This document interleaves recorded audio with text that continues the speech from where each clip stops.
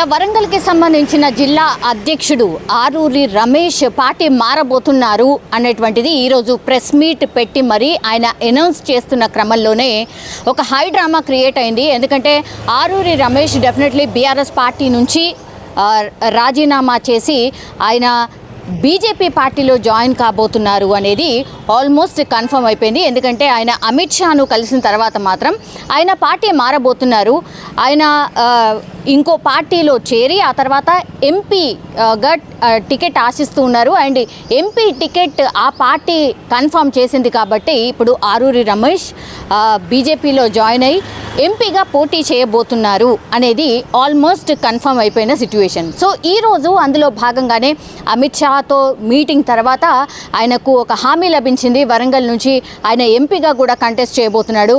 ఆ క్రమంలోనే ఈరోజు ప్రెస్ మీట్ పెట్టి మరి ఆయన రాజీనామా అనౌన్స్మెంట్ చేసి ఆ తర్వాత తదుపరి కార్యాచరణ కావచ్చు ఆర్ ఏ పార్టీలో జాయిన్ అవుతున్నారు, ఎందుకు వెళ్తున్నారు అనేటువంటి విషయాలు మాట్లాడే క్రమంలోనే ఒక హై డ్రామా క్రియేట్ అయింది. ఆయన ఈరోజు ప్రెస్ మీట్లో మాట్లాడుతూ ఉండగానే చాలామంది అంటే వాళ్ళ అనుచరులకు కూడా ఇన్ఫర్మేషన్ ఇచ్చారు.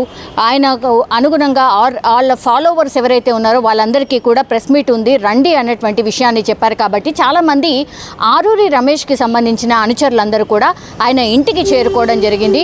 కాసేపట్లో ప్రెస్ మీట్ ఉండబోతోంది అన్న క్రమంలోనే బీజేపీ నాయకులు ఆల్రెడీ అక్కడే ఉన్నారు. దెన్ బీఆర్ఎస్కి సంబంధించిన వాళ్ళు కూడా అక్కడికి చేరుకుని ఆరూరి రమేష్కి సంబంధించి మాట్లాడబోతున్న క్రమంలోనే ప్రెస్ మీట్ నిర్వహించకుండా అక్కడ బీఆర్ఎస్కి సంబంధించిన నాయకులు ఎవరైతే ఉన్నారో మాజీ మంత్రి ఎమ్మెల్సీ బసవరాజు సారయ్య అండ్ కూడా మాజీ చైర్మన్ సుందర్రాజు యాదవ్ అండ్ దాని తర్వాత నాగుర్ల వెంకన్న ఆరూరి ఇంటికి హుటాహుట్న చేరుకున్నారు. ఇదంతా ఎందుకు జరిగింది అంటే పూర్తిగా బీఆర్ఎస్కి సంబంధించిన అధిష్టానం ఆదేశాలతోనే ఆరూరి రమేష్ డెఫినెట్లీ బీఆర్ఎస్ పార్టీలో కొనసాగించాల్సిందే, ఆయన కొనసాగాలి అన్నటువంటి మాట అధిష్టానం చెప్పింది. కాబట్టి అందులో భాగంగానే బీఆర్ఎస్కి సంబంధించిన నాయకులు ఎవరైతే ఉన్నారో వాళ్ళందరూ చేరుకున్నారు.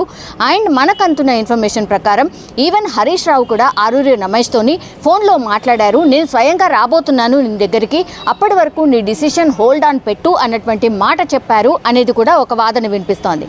ఇంకొక మనలో ఎర్రపల్లి దయాకర్ రావు అక్కడే పాలకుర్తికి సంబంధించిన అండ్ ఉమ్మడి వరంగల్ వ్యాప్తంగా ఉన్నటువంటి నియోజకవర్గాల్లో ఉన్నటువంటి నాయకుడు, పాలకుర్తికి సంబంధించి అండ్ యాక్టివ్ నాయకుడుగా ఉన్నటువంటి బీఆర్ఎస్కి సంబంధించిన నాయకులు, పాలకుర్తి మాజీ ఎమ్మెల్యే ఎర్రబెల్లి దయాకర్ రావు కూడా హుటాహుట్న ఆరూరి రమేష్ ఇంటికి చేరుకొని ఆయన బుజ్జగించే ప్రయత్నం చేశారు.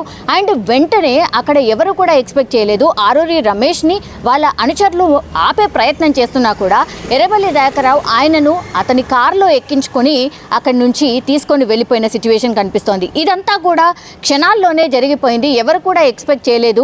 ఆరూరి రమేష్ ఈరోజు ఎప్పుడైతే ప్రెస్ మీట్ పెట్టారో బీజేపీలో కన్ఫర్మ్ అయిపోయింది, ఇంకా ఆయన పార్టీ మారబోతున్నారు, ఏమేం మాట్లాడతారో మరి బీఆర్ఎస్కి సంబంధించి ఏం చెప్తారో అనేటువంటిది అందరూ ఆలోచిస్తున్న క్రమంలో ఈరోజు ప్రెస్ మీట్లో ఆరూరి రమేష్ ఏం మాట్లాడతారు అనేటువంటిది అనుకుంటున్న టైంలోనే ఒక్కసారిగా అక్కడికి బీజేపీ అండ్ బీఆర్ఎస్ ఇద్దరు నాయకులు చేరుకోవడం అండ్ ఆ తర్వాత బీజేపీలో జాయిన్ అవుతున్నారు అని వెల్కమింగ్గా బీజేపీ నాయకులు చేరుకోవడం, బీఆర్ఎస్ వాళ్ళు మాత్రం ఈరోజు ప్రెస్ మీట్ పెట్టారు కాబట్టి ఆరూరి రమేష్ని ఎట్లాగో పార్టీ మారనివ్వద్దు అనేటువంటి సంకల్పంతో అక్కడ ఉన్నటువంటి నాయకులు అందరూ కూడా అక్కడ చేరుకోవడం అండ్ పూర్తిగా ఆయనను అక్కడి నుంచి తీసుకువెళ్ళిపోవడం, ఇదంతా కూడా ఒక హై డ్రామా క్రియేట్ అయిపోయింది.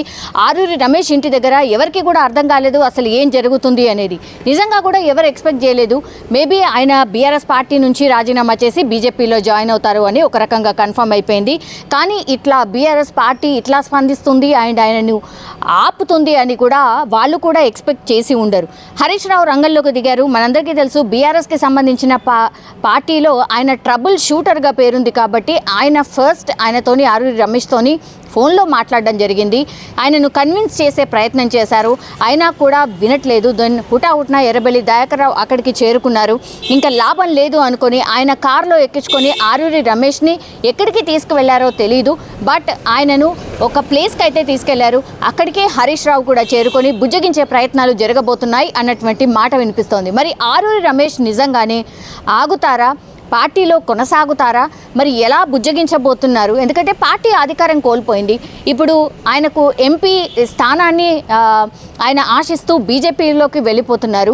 మరి బీజేపీ ఎట్లాగూ ఎంపీ టికెట్ ఆయనకు కేటాయించింది కాబట్టి మరి నీకే ఇక్కడ ఎంపీ టికెట్ ఇస్తాము, ఇక్కడే ఉండు, ఈ పార్టీ తరఫు నుంచే పోటీ చేయు అనే హామీ ఇవ్వబోతున్నారా?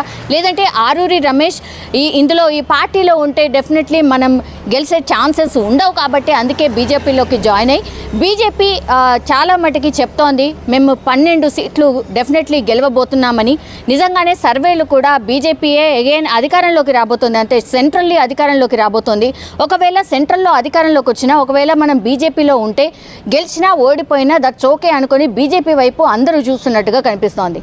సో బీఆర్ఎస్ ఖాళీ అయిపోతూ బీజేపీ ఆర్ కాంగ్రెస్ వైపు నాయకులందరూ చూస్తున్న క్రమంలో ఇంకా బీఆర్ఎస్లో ఉండి వేస్ట్ అనేటువంటిది కూడా లీడర్స్ అందరూ కూడా మాట్లాడుతున్నటువంటి సిచ్యువేషన్ కనిపిస్తోంది. ఎవరైతే ఎమ్మెల్యేగా గెలుపొందారో కూడా వాళ్ళు కూడా బహిరంగంగానే చెప్తున్నారు, మేము కేవలం మా నియోజకవర్గ అభివృద్ధి కోసమే మాట్లాడుతున్నాం ఆర్ వెళ్ళి కలుస్తున్నాం కాంగ్రెస్ పార్టీ ఆర్ కాంగ్రెస్ పార్టీకి సంబంధించిన నాయకులని ఆర్ చీఫ్ మినిస్టర్ని అందుకే కలుస్తున్నాం అన్నటువంటి మాట చెప్తున్నారు. కానీ 15 మంది కాంగ్రెస్కి సంబంధించిన 15 మంది బీఆర్ఎస్కి సంబంధించిన ఎమ్మెల్యేలు ready to jump in to the Congress అన్నటువంటి మాట కూడా వినిపిస్తోంది. సో బీఆర్ఎస్ పార్టీ ఖాళీ అయిపోతూ ఐదర్ బీజేపీ ఆర్ కాంగ్రెస్ వైపు చూస్తున్న పరిస్థితి అయితే కనిపిస్తోంది. ఎమ్మెల్యేలు అయితే కాంగ్రెస్ వైపు చూస్తున్నారు, ఎంపీల సీట్లు ఎవరైతే ఆశిస్తున్నారో వాళ్ళు మాత్రం బీజేపీ వైపు చూస్తున్నట్టు కనిపిస్తోంది. మరి ఇప్పుడు ఆరూరి రమేష్ విషయంలో ఏం జరగబోతోంది? బీఆర్ఎస్ అధిష్టానమే డైరెక్ట్ ఆయనతోని మాటలు అంటే మాట్లాడే ప్రయత్నం జరుగుతోంది. మరి రంగంలోకి ఇప్పుడైతే హరీష్ రావు దిగారు. మరి ఈవెన్ కేసీఆర్ కూడా మాట్లాడే ఛాన్స్ ఉన్నది అనేది కూడా ఒక మాట వినిపిస్తోంది. ఒకవేళ డైరెక్ట్గా నిజంగానే కేసీఆర్తోనే ఆరూరి రమేష్ని కల్పించబోతున్నారా? ఈ వాదన కూడా వినిపిస్తోంది. మరి ఆ తర్వాత ఆరూరి రమేష్ డిసిషన్ ఏముండబోతోంది? ఆయన పార్టీ మారేదాన్ని ఆయన ఏమైనా పోస్ట్పోన్ చేసుకొని బీఆర్ఎస్లోనే కంటిన్యూ కాబోతున్నారా, లేదంటే ఎవరు చెప్పినా ఏం చెప్పినా వినకుండా మరి బీజేపీలోకి వెళ్ళబోతున్నారా అనేది తేలాల్సిందిగా మనకైతే ఉన్న సిచ్యువేషన్ కనిపిస్తోంది. కానీ ఒక రకంగా అయితే ఆరూరి రమేష్ ఇంటి దగ్గర ఒక హై డ్రామా అయితే ఈరోజు క్రియేట్ అయిన పరిస్థితి కనిపిస్తోంది. ఒకవైపేనో బీఆర్ఎస్కి సంబంధించిన నాయకులు ఆరూరి రమేష్ని ఒకవైపు తీసుకువెళ్లే ప్రయత్నం చేస్తూ ఉంటే, ఇంకోవైపేమో బీజేపీ నాయకులు ఆయనను అడ్డుకునే ప్రయత్నం చేశారు, వాళ్ళ వెహికల్స్ని ఆపే ప్రయత్నం చేశారు. ఎగ్జాక్ట్లీ ఆయనను ఆరూరి రమేష్ని హైదరాబాద్కి తీసుకువెళ్తున్న క్రమంలోనే బీజేపీ నాయకులు ఎగ్జాక్ట్లీ జనగామ జిల్లా పెంబర్తి వద్ద ఆరూరి వెళ్తున్న వాహనాన్ని అడ్డుకున్నారు. బీజేపీ నేతలు అడ్డుకొని మా నాయకుడు యాక్చువల్లీ బీజేపీలో ఈరోజు జాయినింగ్ ఉంది, అట్లాంటి నాయకుల్ని మీరు ఎట్లా తీసుకెళ్తారు?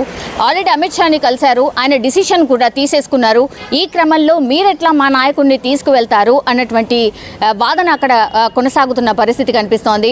అండ్ చాలా వరకు నినాదాలు చేస్తున్నారు, ఆరూరి రమేష్ని ఎందుకు తీసుకువెళ్తున్నారు, వాళ్ళ మద్దతుదారులు ఆరూరి రమేష్ జిందాబాద్ అన్నటువంటి నినాదాలు కూడా చేస్తున్న సిచ్యువేషన్ కనిపిస్తోంది.